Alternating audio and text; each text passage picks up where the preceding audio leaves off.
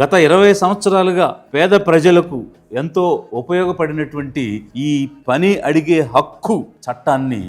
ఈరోజు రద్దు చేసి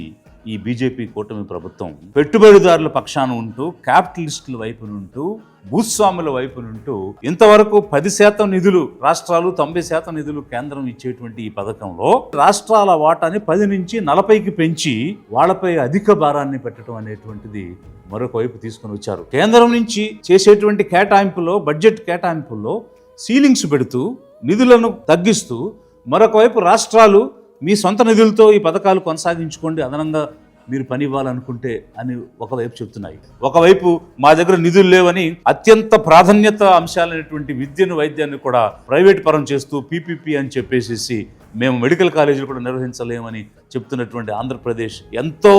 గొప్పగా ఈ ఉపాధి హామీ పథకాన్ని నిర్వహించినటువంటి రాష్ట్రం ఇది. తమిళనాడు టాప్ స్టేట్గా ఉంటే ఉత్తరప్రదేశ్, బీహార్, రాజస్థాన్, ఆంధ్రప్రదేశ్, కర్ణాటక,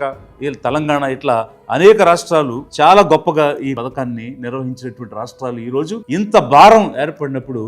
ఏ విధంగా పేద ప్రజలకు పేద కూలీలకు పని ఇవ్వగలుగుతాయి?